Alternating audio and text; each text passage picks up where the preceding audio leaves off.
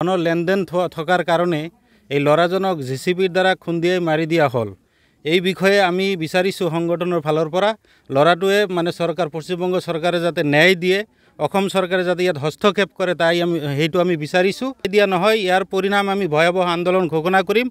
পশ্চিমবংগৰ পৰা যিমানখিনি গাড়ী আহি আছে আমাৰ অসমত, গোটেইখিনি গাড়ী আমি বন্ধ কৰিবলৈ বাধ্য হ'ম। হয়, আজি আমি খবৰটো পাইছোঁ, পোৱাৰ লগে লগে যিটো ঘৰৰ ল'ৰা মৃত্যু হৈছে এই ঘৰত আহিছোঁ। আহি আমি ঘৰৰ গাৰ্জেনৰ পৰা যিখিনি জানিব পাৰিলোঁ যে য'ত ল'ৰাটোক মাৰি দিয়া হৈছে সেই ঠাইটো বালি খনন কৰা ঠাই, পশ্চিমবংগ আৰু অসমৰ সীমান্ত এৰিয়া, কিন্তু এৰিয়াটো পশ্চিমবংগত পৰে। এতিয়া কথা হ'ল যে অলপ ধনৰ লেনদেন থকাৰ কাৰণে এই ল'ৰাজনক জেচিবিৰ দ্বাৰা খুন্দিয়াই মাৰি দিয়া হ'ল। এই বিষয়ে আমি বিচাৰিছোঁ সংগঠনৰ ফালৰ পৰা ল'ৰাটোৱে চৰকাৰ পশ্চিমবংগ চৰকাৰে যাতে ন্যায় দিয়ে, অসম চৰকাৰে যাতে ইয়াত হস্তক্ষেপ কৰে সেইটো আমি বিচাৰিছোঁ।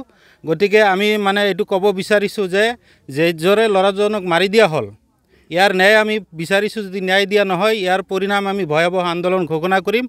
পশ্চিমবংগৰ পৰা যিমানখিনি গাড়ী আহি আছে আমাৰ অসমত, গোটেইখিনি গাড়ী আমি বন্ধ কৰিবলৈ বাধ্য হ'ম। গতিকে আমি বিচাৰিছোঁ পশ্চিমবংগ পুলিচে, বাৰবিছা থানাৰ পুলিচে যিমানখিনি তৎপৰতা দেখাইছে সেইখিনি তৎপৰত আমি সুখী নহওঁ। আমি যিখিনি জানিব পাৰিছোঁ, পুলিচে সঠিক তদন্ত কৰিব লাগে, দোষীক কৰায়ত্ব কৰিব লাগে, দোষীক উপযুক্ত শাস্তি বিহিব লাগে আৰু দুখীয়া ফেমিলিক ন্যায় দিব লাগে। এইখিনি আমি বিচাৰিছোঁ।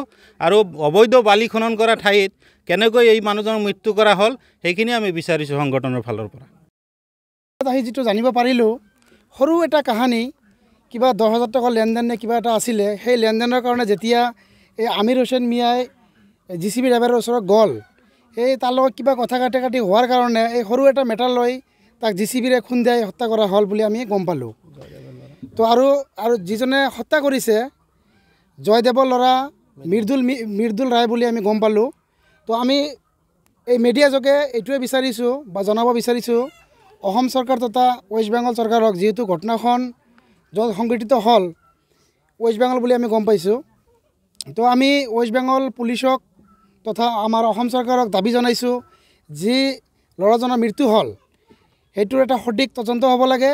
আৰু এই মৃত্যু হোৱা ল'ৰাজনৰ যি পৰিয়াল আছে, আমি জনামতে সৰু এটা পোৱালি আছে, তেখেতৰ ঘৈণীয়েক আছে, তেখেতসকলে এটা চৰকাৰৰ ফালৰ পৰা হওক বা যেনেকৈ হওক এটা আৰ্থিক সাহায্য পাব লাগে বুলি আমি দাবী জনাইছোঁ। আৰু আমি আমচুৰ ফালৰ পৰা এটা দাবী জনাইছোঁ, 24 ঘণ্টাৰ ভিতৰত যিকোনো বিনিময়ত যি হত্যা কৰিলে সেই হত্যাকাৰীক এৰেষ্ট কৰিব লাগে বুলি আমি চৰকাৰক দাবী জনাইছোঁ।